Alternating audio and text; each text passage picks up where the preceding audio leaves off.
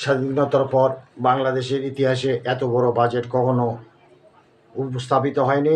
এবারই সর্বপ্রথম সর্ববৃহৎ বাজেট সংসদে পেশ হতে যাচ্ছে। এই বাজেটটি প্রায় ৮ লক্ষ কোটি টাকার, ৭,93,০০০ বা ৯৭,০০০ কোটি টাকা, অর্থাৎ সংক্ষেপে বলা যায় এটি প্রায় ৮ লক্ষ কোটি টাকার বাজেট। এই বাজেট সাধারণ মানুষের মধ্যে এক ধরনের মিশ্র প্রতিক্রিয়া তৈরি করেছে। মানুষ বাজেটের এত মারপ্যাচ, এই অর্থনীতির এত সূত্র, এটা মানুষ বুঝে না, মানুষ জানেও না, মানুষ বুঝতেও চায় না।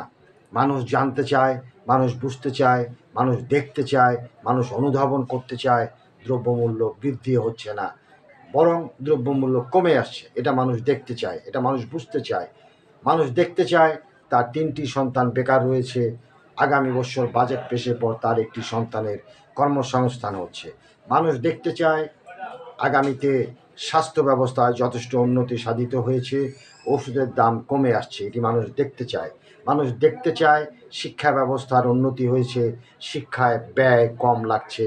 মানুষ দেখতে চায় তার সন্তানেরা লেখাপড়া শেষে চটজলদি চাকরি পেয়ে যাচ্ছেন, অথবা যারা উদ্যোক্তা হতে চান তারা এদেশের ব্যাংকগুলোর সাহায্যে, অথবা যারা লগ্নিকারী প্রতিষ্ঠান আছেন তাদের সাহায্যে দ্রুত উদ্যোক্তা হতে পারছেন। মানুষ দেখতে চায় দ্রব্যমূল্য কমে আসছে, মানুষ দেখতে চায় দ্রব্যমূল্য বৃদ্ধি হচ্ছে না, মানুষ দেখতে চায় আইন শৃঙ্খলার উন্নতি হয়েছে, মানুষ জানতে চায় বাজেটের ফলে কোনো কিছুর দাম বৃদ্ধি না হয়ে বরং আগে যা ছিল তার চেয়ে কমার প্রবণতা তৈরি হয়েছে।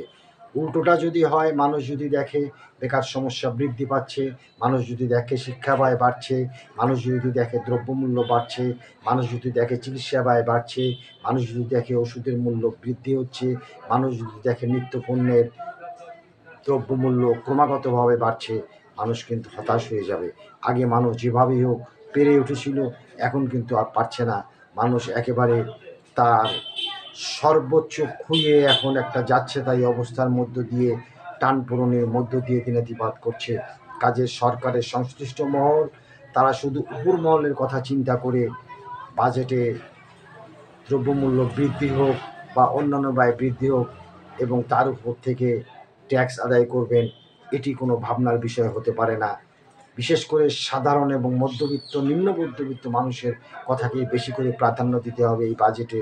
মানুষ তার প্রতিফলন দেখতে চায়, সবাই ভালো থাকতে চায়, দুবেলা দুমুঠো খেয়ে পরে বাঁচতে চায়। বাজেটে যেন সে ব্যবস্থা থাকে। সবাই সে প্রত্যাশায় রইলাম। ভালো থাকবেন, সুস্থ থাকবেন। আজ এ পর্যন্তই। আল্লাহ হাফেজ।